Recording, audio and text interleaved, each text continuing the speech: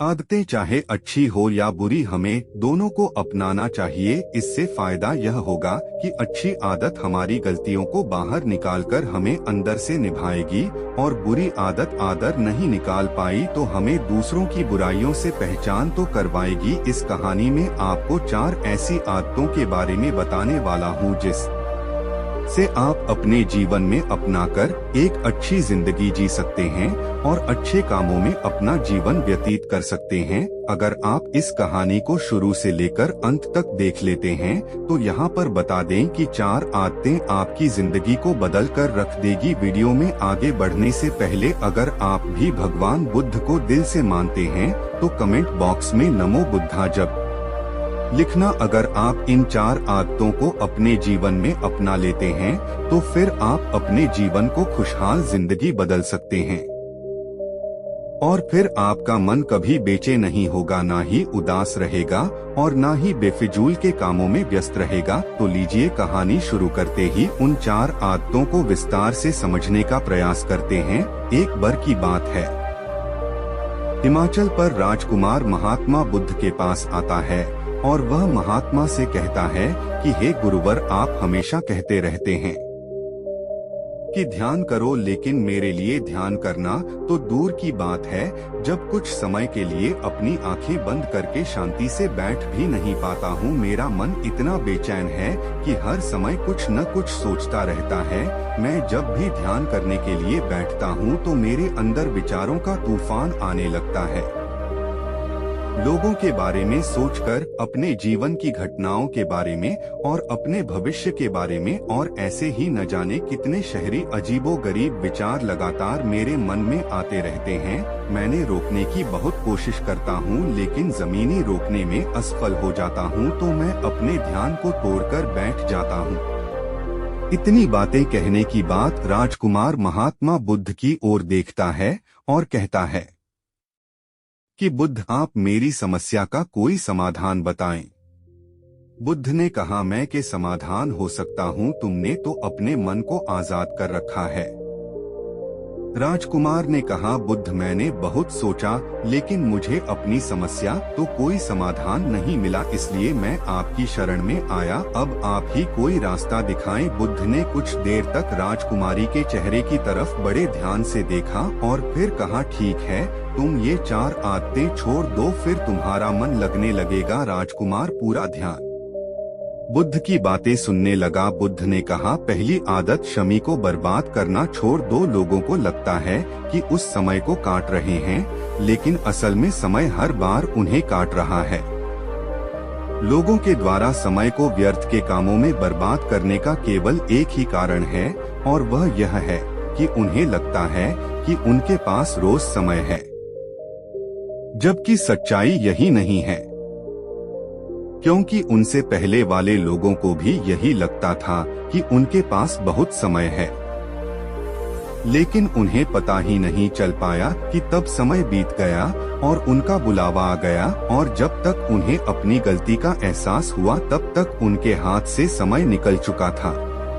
पश्चाताप रह गया था कि सारा जीवन व्यर्थ के कामों में बर्बाद कर दिया और फिर वह चले गए इस दुनिया से बिना खुद को जाने, बिना जीवन की सच्चाई को समझे। इसलिए जब तक यह जीवाने इसे अच्छे कामों में लगा, खुद को जानने में, दूसरों की मदद करने में, लोगों को सही राह दिखाने में, मानवता के कल्याण में, और दूसरी बात, समय को बर्बाद करने से आज तक किसी को खुशी नहीं मिली। हालांकि समय काटने से तुम कुछ पल के लिए खुशी तो मिल सकती है, लेकिन जब तुम्हें होश आता है और तुम देखते हो कितना सारा समय बर्बाद किया जा चुका है, तब पुनः उत्तर पौध आता है और तुम पश्चाताप के में भर जाते और फिर यही पश्चाताप का भाव तुम्हारे अंदर तनाव पैदा करता है।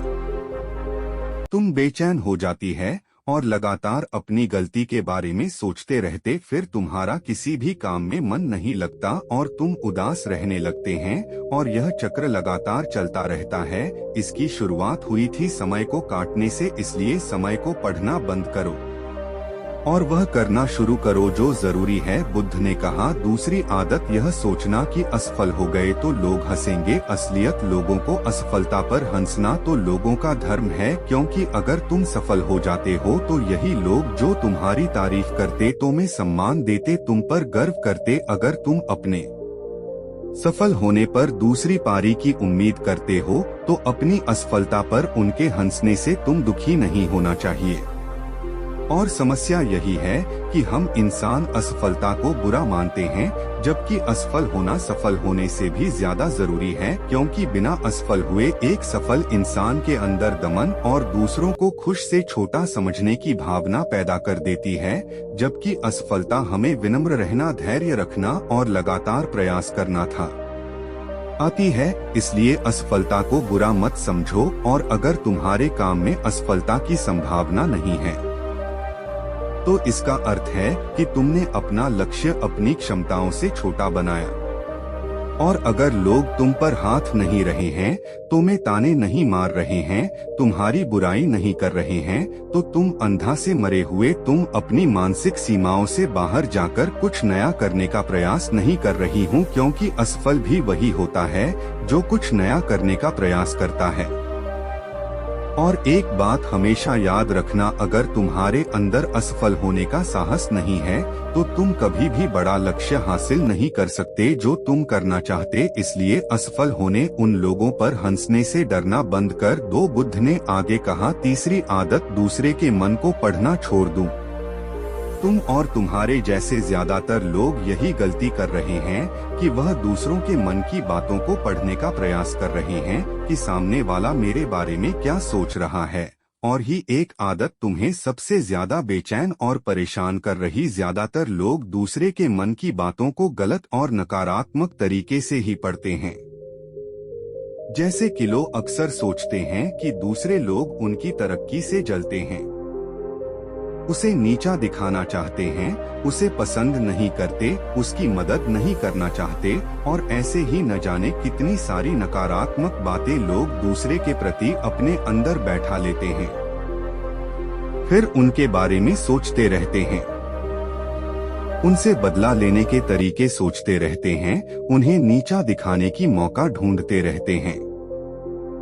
वह दूसरे के प्रति नकारात्मक सोच इन्हें दुखी करती है, और फिर वह यहाँ लोग बेचैनी महसूस करते हैं। इसमें दूसरे लोग क्या सोच रहे हैं, इसका अनुमान लगाना बंद करो।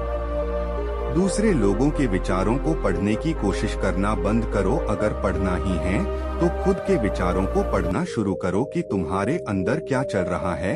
कहीं तुम नकारात्मक सोच, शिकायतें, बुराई करने जैसी आदतों के शिकार तो नहीं हो रहा हूँ। बुद्ध ने कहा, चौथी आदत, या सोचना छोड़ दें कि मुझसे बड़े बड़े लोग नहीं कर पाए तो मैं कैसे कर पाऊंगा। असल में दूसरों से खुद की किसी भी चीज में तुलना करना ही व्यर्थ। सबकी परिस्थितियां अलग, इन सबकी सोच चला गया, और क्या हुआ अगर दूसरे नहीं कर पाए तो हो सकता है तुम जाओ, क्योंकि अक्सर वही लोग इतिहास रचते हैं जैसे ज्यादा उम्मीद नहीं होती। और फिर हो सकता है कि जिसे तुम बड़ा समझ रहे थे, जिसके लिए तुम सोच रहे थे कि उसने बहुत मेहनत की है, बहुत प्रयास किया है, उसने परियोजना प्रयास किया ही, न केवल मेहनत करने का दिखावा किया हूँ, क्योंकि ज्यादातर लोग तभी उतनी मेहनत करते ही नहीं हैं जितने उन्हें अपने लक्ष्य प्राप्ति के लिए करनी चाहिए, और दूसरे लोगों के सामने दिखाने का प्रयास करते रहते हैं कि मैंने तो बहुत मेहनत की थी लेकिन मेरी किस्मत ही खराब थी। और यही वह लोग तो दूसरों को बातों ही बातों में कहते रहते हैं कि जब मैं इतनी मेहनत करने के बाद भी सफल नहीं हुआ तो तुम कैसे वह पाओगे। लेकिन अंदर ही अंदर या इस बात को जानते हैं कि उन्होंने लूटने कोशिश की ही नहीं जितनी होनी करनी चाहिए थी। यह दूसरों की नजरों में अपनी इज्जत बचाने के लिए, और इस डर से कितनी दूसरा व्यक्ति उनसे आगे न निकल जाए, यह अपने अधूरे प्रयास से घबराते रहते हैं और दूसरों को डराते रहते हैं कि जब मैं नहीं कर पाया तो तुम कैसे कर पाऊंगा। इसलिए किसी दूसरे असफल व्यक्ति को देखकर यह सोचना छोड़ दूं कि तुम भी असफल हो जाओगे। तुम बस अपना सर्वश्रेष्ठ देने का प्रयास करो और बाकी सब समय पर छोड़ दो। बुद्ध ने आगे कहा, अगर तुमने 4 आदत छोड़ दें तो तुम्हारा मन एकदम शांत हो जाएगा और फिर आप जहां चाहे वहां अपना मन लगा सकते। इतना कहकर बुद्धिमान हो गए और राजकुमार को समझ आ चुका था कि उसे क्या करना है। उसने मन ही मन चारों को छोड़ने का निश्चय किया और वहां से चला गया। दोस्तों, इस कहानी से हमें यह शिक्षा मिलती है कि हमें यानी सोचना चाहिए कि लोग मेरे बारे में क्या सोच रहे हैं। अगर मैं कोई काम करना चाहता हूं तो लोग क्या सोचेंगे, लोग हैं। इसके अलावा मैं अपना समय व्यर्थ नहीं बर्बाद करना चाहिए। हमें कभी भी नहीं सोचना चाहिए कि अगर किसी व्यक्ति से कोई काम नहीं हो पाया तो मैं इसे कैसे कर पाऊंगा। अगर आपको मेहनत और ईमानदारी से किसी काम को करते हैं तो उसमें सफलता जरूर मिलती है। हमें %4 अब तो को सुधार नहीं है जिससे हम मन में सोचा होगा हर काम को बड़ी आसानी से कर सकते हैं। मुरीद नेक दिल सफलता अवश्य प्राप्त कर सकते हैं। दोस्तों, आशा करता हूँ आपको इस वीडियो से बहुत कुछ सीख